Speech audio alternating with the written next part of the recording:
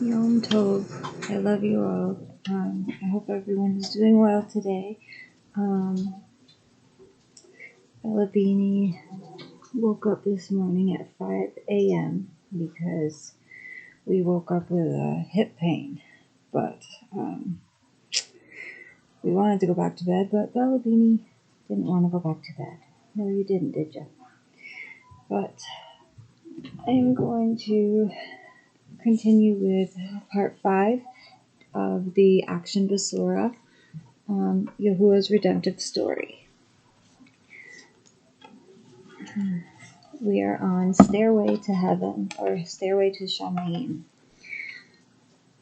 based on Genesis 27:41 through 28:22. Yaakov has successfully stolen his brother's birthright from their father Yitzchak. With Esau's threat to kill Yaakov ringing in her ears, a servant girl runs to Rebekah's tent. Esau is going to kill Yaakov. Esau is just upset. Don't tell anyone what you heard. Find Yaakov and tell him to come to me at once. You must go away until your brother calms down. Go visit my brother LABAN in Haran. I'll let you know when it's safe for you to come home.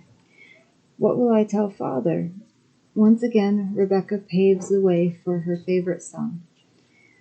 Yitzchak. Esau's foreign wives are causing trouble, or foreign ashas are causing trouble. If only Yaakov could marry a girl from my own people. Remember how your father's servant found me at my father's house in Haran and brought me to you? Yitzchak's thoughts go back over the years to the day he first saw Rebekah. He also knows there will be trouble between the sons he sends for Yaakov. I'm sorry, I forgot to show this.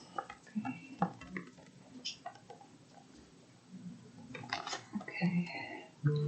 Ashamed but frightened by Esau's anger, Yaakov comes to his father. Go to your uncle LABAN, find a wife or an ashah among his family. Yahuah bless you, my son. A few hours later, at the edge of the camp. Goodbye, Yaakov. I'll send word when it's safe for you to come back. My father is old. I may never see him again. Esau wants to kill me. You are the only one I will be able to come back to. One punishment for their deceit is that Yaakov and Rebekah never see each other again. Traveling farther and farther from his family, Yaakov is tortured by loneliness. He especially misses his mother, who has always protected and advised him. As night approaches, Yaakov collapses in weariness.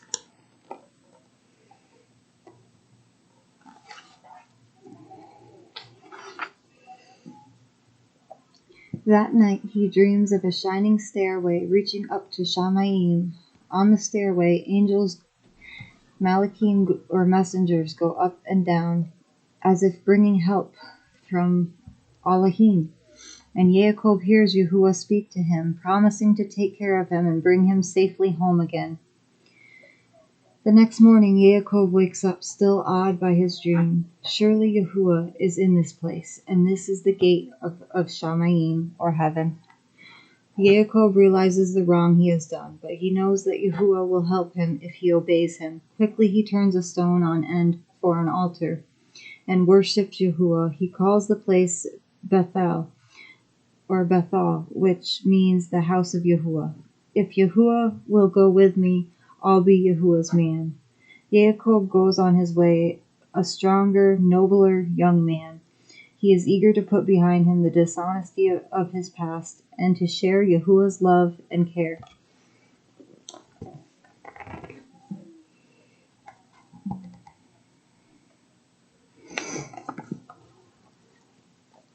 Broken trust, based on Genesis 29. Yaakov continues his journey. At last he gets close to Haran. Maybe those shepherds at the well can help me find my uncle LABAN.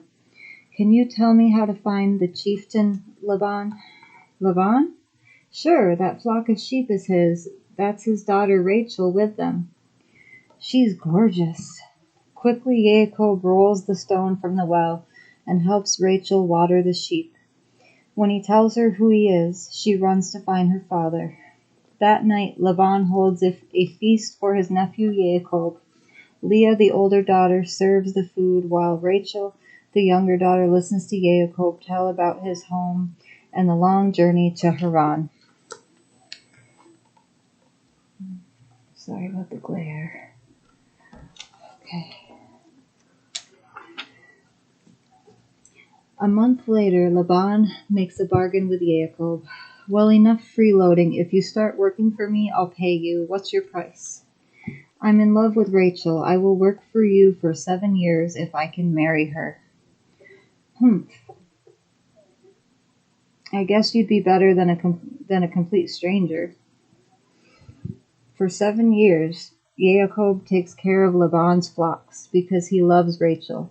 The years fly by in what seems like just a few days. Finally, the day comes when Yaakov can claim his bride. I've worked for 7 years. Now give me Rachel for my Asha, or my wife. You have served me well, Yaakov. I'll arrange a wedding feast right away. At the end of a joyful wedding feast, Laban brings his daughter to Yaakov. Yaakov, here is your bride. Rachel, I've waited 7 years for this moment.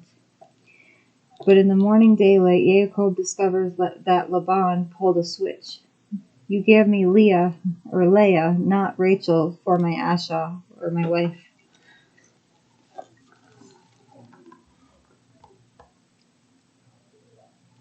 It's the first page right here, guys. Okay. Nothing, I'm doing the story, babe.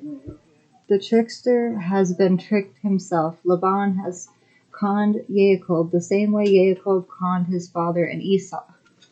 I couldn't very well give my younger daughter away before my older daughter was married. You may have cheated your older brother out of his birthright, but that's not how we do things here. But Rachel is the one I love. I worked 7 years for her. Tell you what, promise to work for me for another 7 years, and you can marry Rachel next week. For Rachel, I'll do it.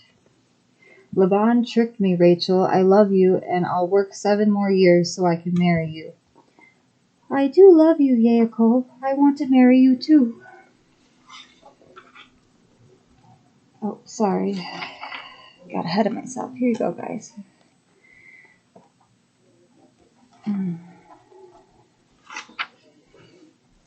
LEAVIN, Laban, based on Genesis 31.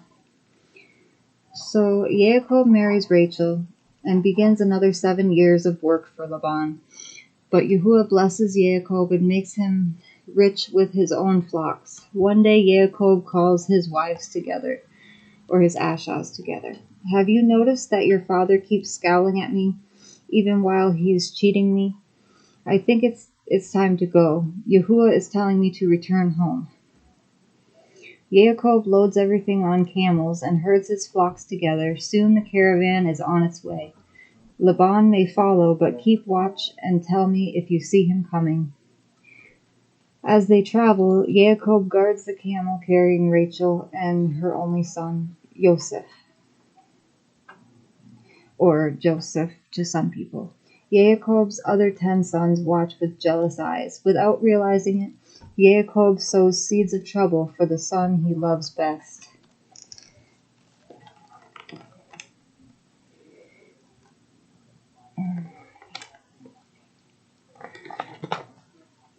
Several days after leaving Laban, look, riders, Laban and his men, quick, tell Yaakov.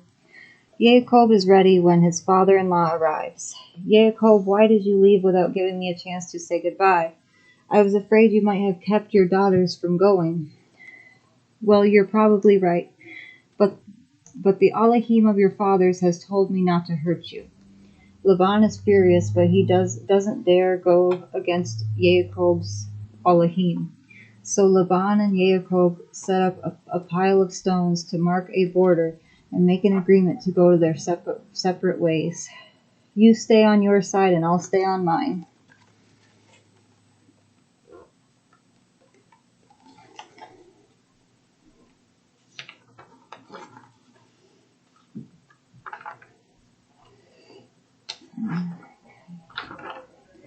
Touched by an Angel, based on Genesis 32 through 33. Eagerly, Yaakov continues his journey home. On the way, he has a wonderful vision. An army of angels or messengers, the army of Elohim, is camped beside me. The angels comfort Yaakov, but as he gets closer to home, he begins to worry about his brother Esau, who once planned to murder him. Ride ahead of me and look for Esau. Tell him I'm coming home with my family and flocks. Tell him I hope he will forgive me. Yaakov waits anxiously for the riders to come back. He remembers the time he lied to his father and stole his brother's blessing, and when Esau threatened to kill him. Finally, the scouts return. We saw Esau. He's coming to meet you with 400 men.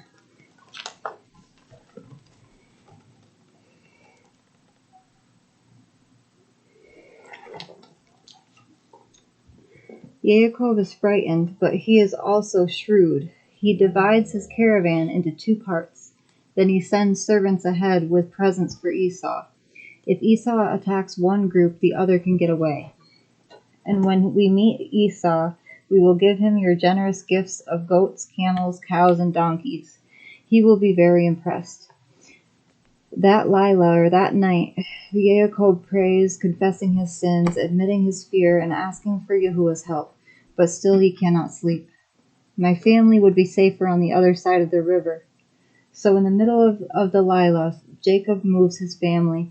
You will be safer on the other side, Rachel. I wish you would stay with us. I wish you would stay with us, Rachel says.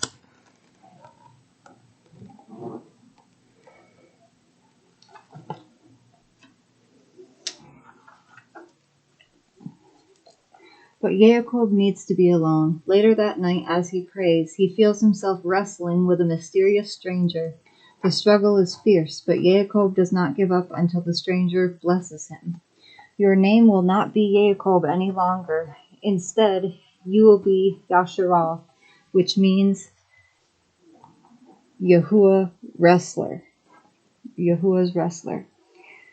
The next morning, Yaakov is limping because he hurt his hip wrestling with the angel or the messenger. But Yaakov is happy because he knows Yahuah has blessed him. Yaakov goes confidently to meet his brother Esau. Yaakov, my brother, I'm happy to see you again. Esau, I'm so glad you don't hate me anymore.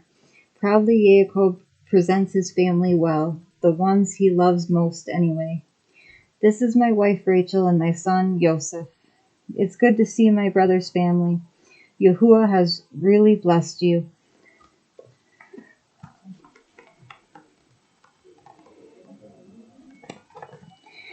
Next time, I will be reading Homecoming based on Genesis 35, Big Dreams, Dreamer for Sale,